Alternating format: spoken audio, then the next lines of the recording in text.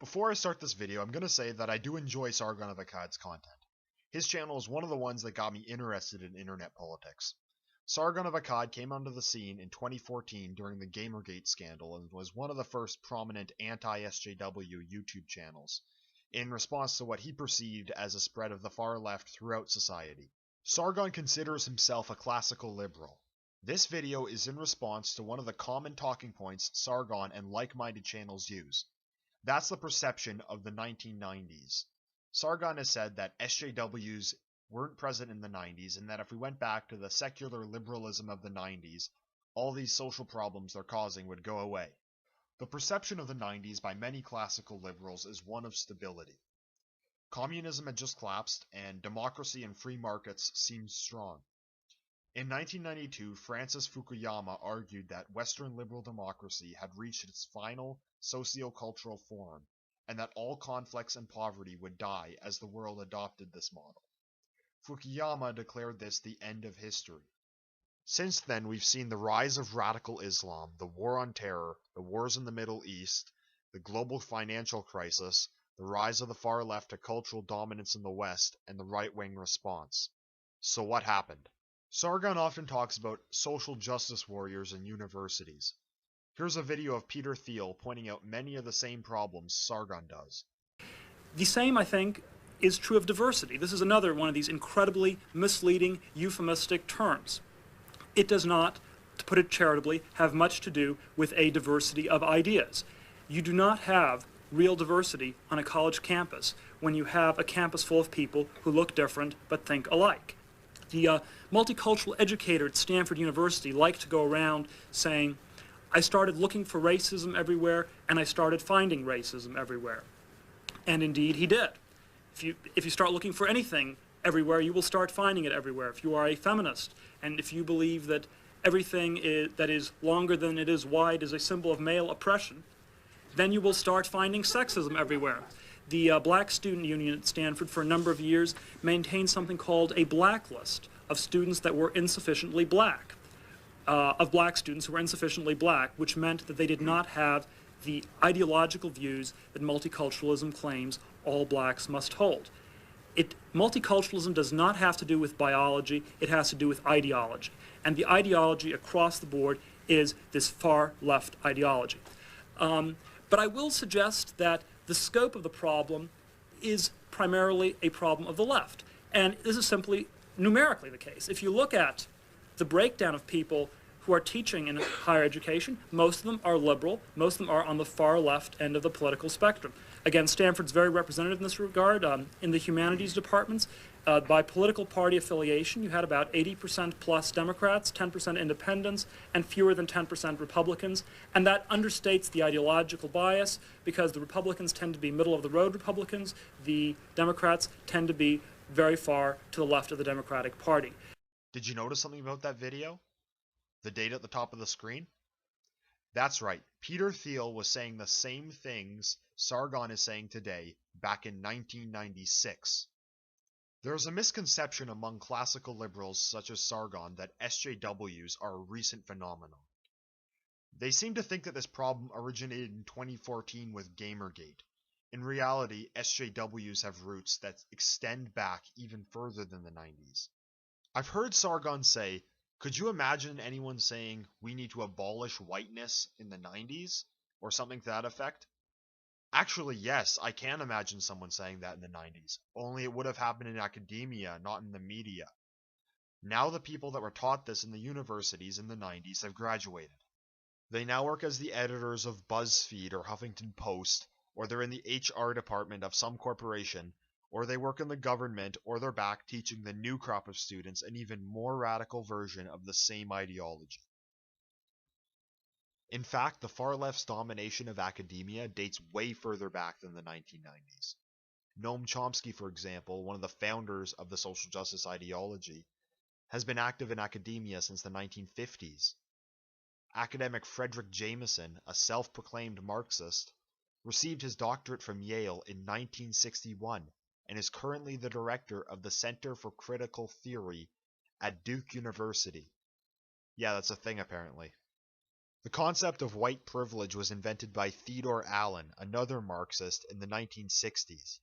Howard Zinn, yet another Marxist, released the book A People's History of the United States back in 1980, and was a professor as far back as the 1950s.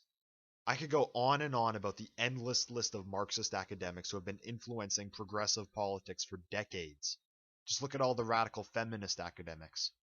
As the Peter Thiel video shows, the radicalization of students has been going on for decades. Many in the anti-SJW community are perplexed by the phenomena of far-left students at universities. When you look at the trends in academia over the last few decades, it's no surprise. SJWs of today are just the next step in the far-left's domination of academia. They're not just in academia anymore. Progressives now dominate entertainment, the media, and have huge influence in Western governments.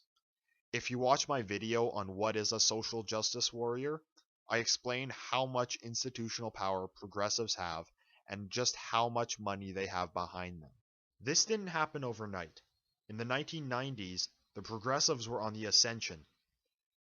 Perhaps it wasn't until 2014 that it became overbearing for classical liberals like Sargon of Akkad. But the SJWs he has made his career fighting have been around for a lot longer. Anita Sarkeesian did not invent social justice. These ideas have been prominent in Western culture for decades. She just came into a culture where someone with the biggest persecution complex in the world could rise to become a person of influence. Another failing of the 90s consensus can be seen in the Middle East.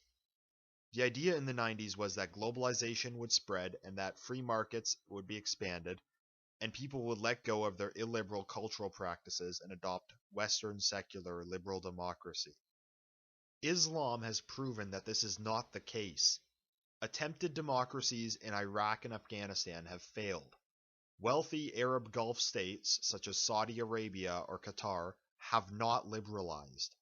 They do not want democracy. Even Turkey, a secular democracy, has turned away from liberalism and towards Islamism. Even Islamic populations in the West, in countries like Britain or Germany, are not adopting secular culture. Many Muslims that live in these secular liberal democracies have no interest in giving up strict Islamic values, but seek to expand them into the West. In fact, the immigration policies that have led to the rise of radical Islam in countries like Britain were implemented in the 90s. They only took until recent years to take full effect. The migrant crisis made it worse, for sure, but the problem was already manifesting itself. For example, the Rotherham sex abuse scandal dates back to the 90s. As I've demonstrated, progressives were on the rise in the 90s, but the 90s did not satisfy their questions they had in relation to race, gender, sex, and equality. Most politicians that were behind the 90s liberalism, such as Bill and Hillary Clinton, have sided with the progressives in the current culture war of today. In fact, I couldn't imagine any centrist politician today ever espousing the views that Sargon does on his channel. By most establishment politicians in the West, Sargon of Akkad would be considered far right. Perhaps to classical liberals like Sargon, the 90s were the height of human development, but it didn't last. The assumptions made about human nature in the 90s turned out to be false. Francis Fukuyama's dream of the end of history died the second that first plane hit the World Trade Center. We are at a crossroad right now. The far left, the far right, and the Islamists are not just going to lose and the 90s come back. It's not going to happen. The decisions made during the 90s made the rise of SJWs today a foregone conclusion. Classical liberalism alone is unable to answer the many questions we have in the modern world.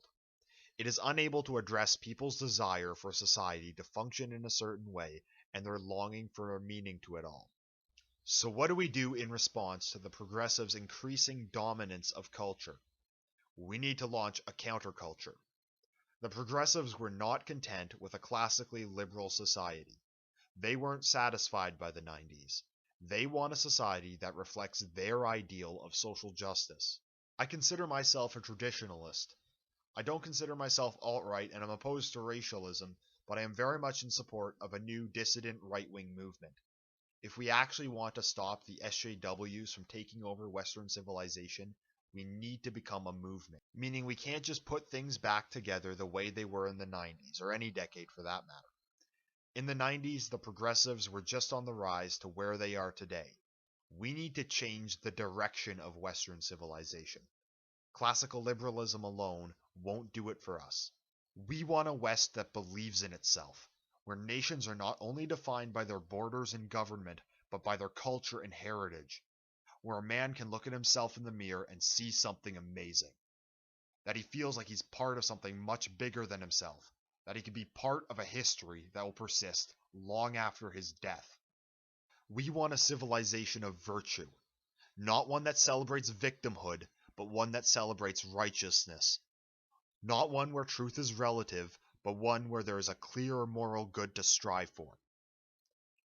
It's not just a fight for the policies of our world. It's a fight for its heart. If you enjoyed this video, please subscribe and follow me on Twitter. Link in the description. Thank you for listening. Till next time, endeavor.